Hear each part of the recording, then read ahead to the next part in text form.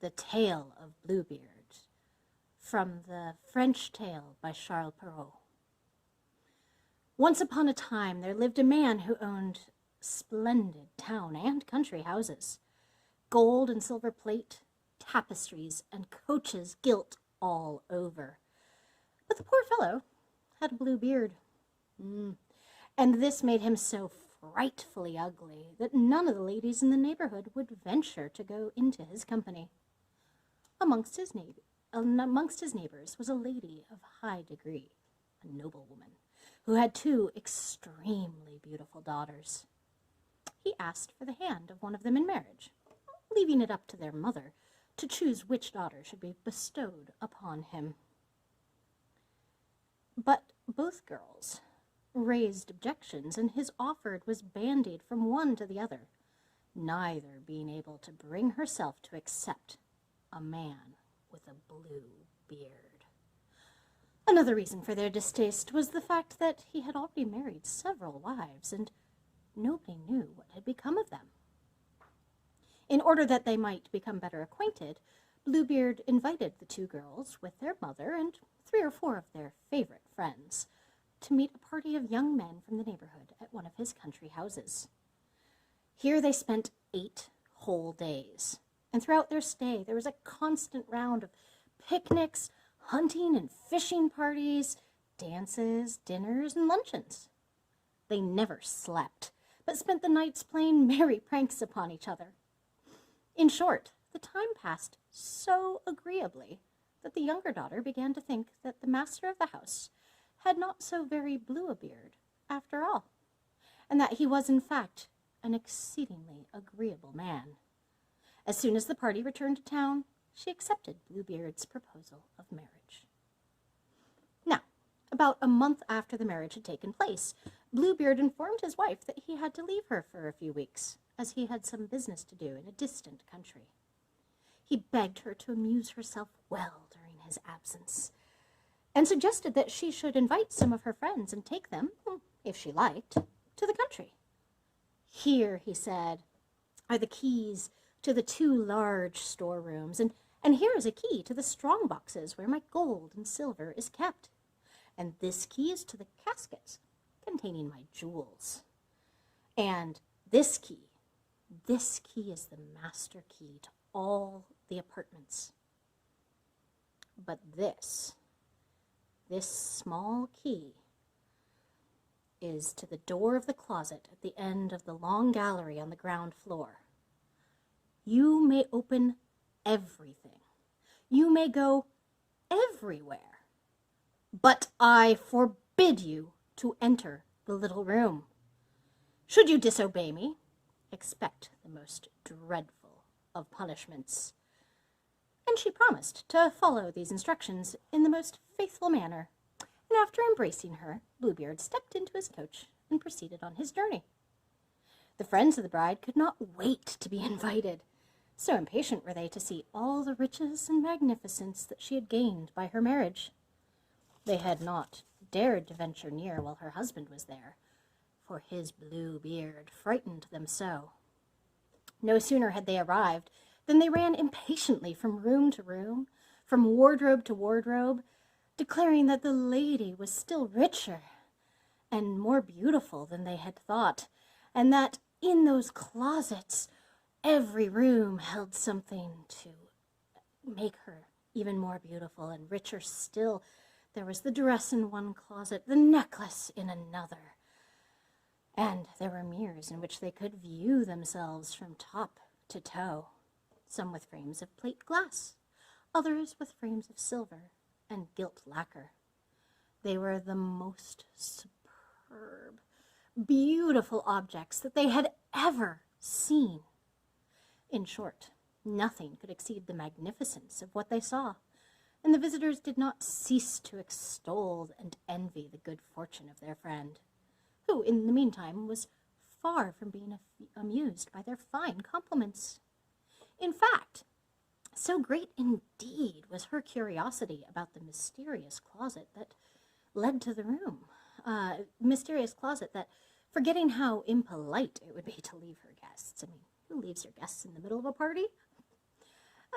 She descended a private staircase that led to that room, to that closet.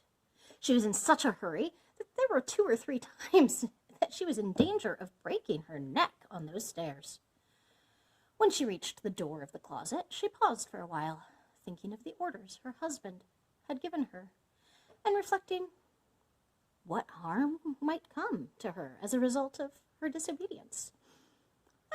But she was so very curious to know what was inside, that she decided to venture in. With a trembling hand, she put the key in the lock, and the door opened immediately. The window shutters being closed, she at first saw nothing. But in short time she saw that the floor was covered in blood, dried blood, on which the bodies of several dead women lay. These were all the wives whom Bluebeard had married and murdered, one after another. She thought that she should have died of fear, and the key of the closet door, which she held in her hand, fell to the floor. When she had somewhat regained her senses, she picked up the key, closed the door, and went upstairs to her chamber to compose herself a little. But this she could not do, for her nerves were too shaken. Having observed that the key of the closet was stained with blood, she tried 2 or 3 times to wipe it off, but the blood would not disappear. In vain did she wash it and scrub it, but the blood still remained, for the key was bewitched, and she could never make it clean. When the blood was wiped off one side, it appeared again on the other. That very same evening, Bluebeard returned from his journey. He had received some letters on the way, he said, informing him that the affair that he went about was finished to his advantage. His wife did everything she could to make it appear that she was delighted by his speedy return, and the next day he asked for his keys, which the wife returned, but with such a trembling hand that he easily guessed what had happened.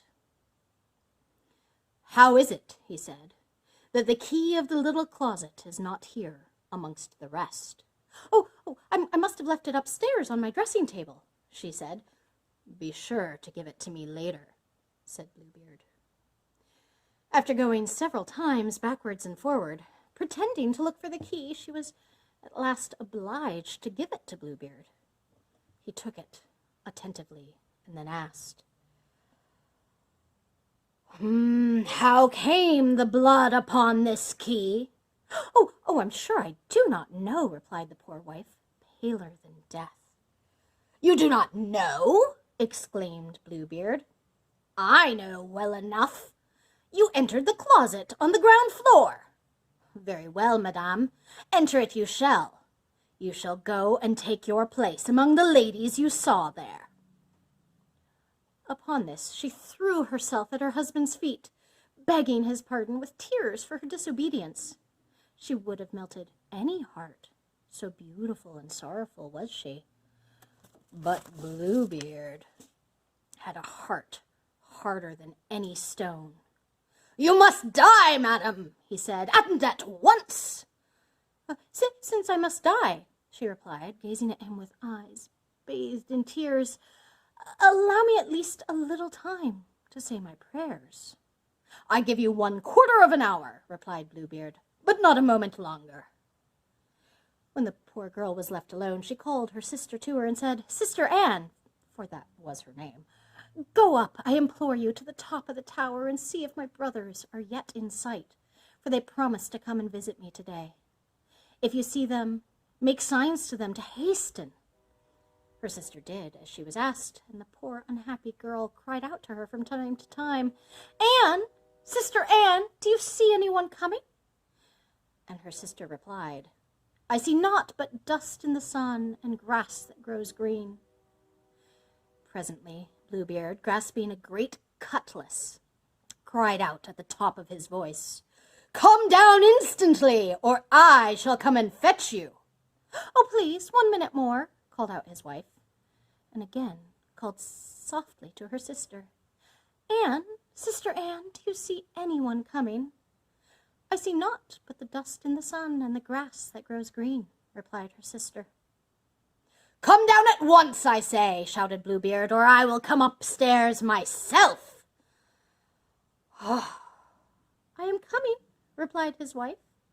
Then she called again to her sister. "Anne, Sister Anne, do you see anyone coming?" "I see," replied her sister, "a great cloud of dust which comes this way." "Is it my brothers?" "Alas, sister, no, it is but a flock of sheep." "Do you refuse to come down?" roared Bluebeard. "One little moment more," exclaimed his wife. Once more she cried, "Anne, Sister Anne, do you see anyone coming?" "I see," replied her sister, "two men on horseback coming this way, but they are still at a great distance." "Heaven be praised!" she exclaimed a moment later. "They are my brothers. I am signaling them at once to come and to hasten." Bluebeard let forth so mighty a roar that the whole house shook. The poor wife went down and threw herself at his feet in tears. "That avails you nothing," said Bluebeard. "You must die."